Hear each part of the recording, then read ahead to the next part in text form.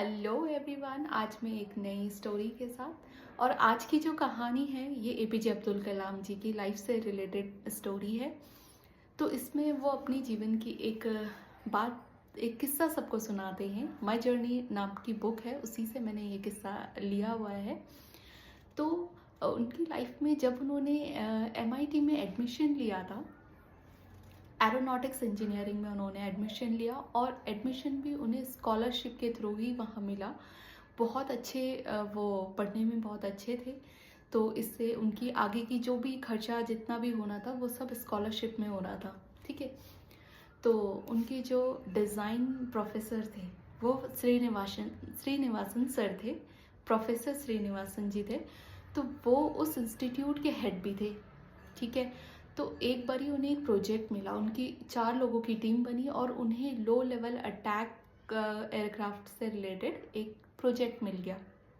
उस प्रोजेक्ट में भी उनका एरोडायनेमिक डिज़ाइन का उनको इंचार्ज बना दिया गया, क्योंकि वो 4 बच्चे थे, चारों को अलग अलग काम डिस्ट्रीब्यूट, किसी को स्ट्रक्चर बनाने का, किसी को कोई और उसके कंट्रोल के डिज़ाइन का। तो उनको एरोडायनेमिक का डिज़ाइन बनाने का इंचार्ज बना दिया गया। तो चारों दोस्तों ने मिल कर के खूब आपस में बातें की इन दी सेंस डिस्कशन किया कि हम कैसे क्या कर सकते हैं उस एयरक्राफ्ट को बनाने के लिए। खूब डिस्कशन किया, 1 हफ्ते की बिल्कुल कड़ी मेहनत की और अपना डिज़ाइन फाइनली उनका रेडी हुआ। ठीक है। तो जो प्रोफेसर थे वो प्रोफेसर आए अपना उनका डिज़ाइन चेक करने के लिए, श्रीनिवासन सर आए।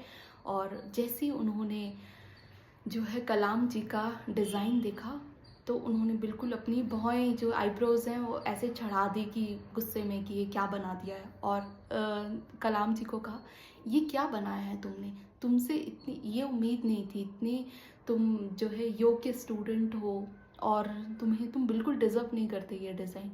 और कलाम जी का मुंह बिल्कुल छोटा हो गया। वो मतलब उनको लगा कि मैंने दिन रात मेहनत की और सर सीधे आते ही कह रहे हैं कि इतना बेकार है। बिल्कुल वो बहुत सैड से, ये उनके अंदर की थॉट्स है कि मुझे बुरा लगा ये सुन कर के। श्रीनिवासन सर ने बहुत गुस्से में उनसे बात की और कहा कि अगर 3 दिन में तुमने कोई अच्छा सा डिज़ाइन जो है वो बना के नहीं दिया तो तुम्हारी स्कॉलरशिप भी मैं कैंसिल कर दूंगा, तुम डिज़र्व नहीं करते हो यहाँ। तो कलाम जी सोचे कि मेरे तो आगे मैं पढ़ ही नहीं सकता, हम पे इतनी जो है इतना खर्चा तो है नहीं घर वालों के पास कि मुझे अच्छी सी एजुकेशन दिलाए। ये तो लास्ट ऑप्शन है मेरे पास, मैं क्या करूँ, मेरे पास तो कोई और ऑप्शन ही नहीं है। तो कलाम जी ने सीधे ही जो है वो रेडी किया अपना, फिर से उसी समय से उन्होंने अपना वापस से डिज़ाइन बनाना शुरू किया और खाना पीना सोना सब बंद करके 3 दिन में एक बेहतरीन डिज़ाइन रेडी किया। तो जब वो काम कर रहे थे ना, क्योंकि वो तो इंस्टीट्यूट में ही रहते थे, तो श्रीनिवासन सर ने जिस दौरान वो काम कर रहे थे उसी समय आए और वो काफ़ी देर से उनको डोर से देख रहे थे कि ये क्या कर रहा है। कलाम जी की नज़र नहीं पड़ी उन पे, पर जैसे उन्होंने आहट सुनी किसी के आने की तो सर ने उनको, श्रीनिवासन सर ने उनको गले लगा दिया और गले लगा करके कहा कि बहुत प्यार से उन्हें गले लगाया और कहा, मैंने तुम्हें एक इमेंस प्रेशर में डाल दिया था, बहुत ही ज़्यादा प्रेशर में मैंने तुम्हें डाला और एक इम्पॉसिबल डेडलाइन आपको दे दी कि आप 3 दिन में जो है ये प्रोजेक्ट ख़त्म करो, जो कि पॉसिबल ही नहीं था कि आप दोबारा से डिज़ाइन सोचो फिर दोबारा से बनाओ, ये इम्पॉसिबल था। तो लेकिन मैं जानता था तुम कैपेबल हो, इसलिए तुम्हारे अंदर की जो एबिलिटी है उसको पुश करना मेरा काम है।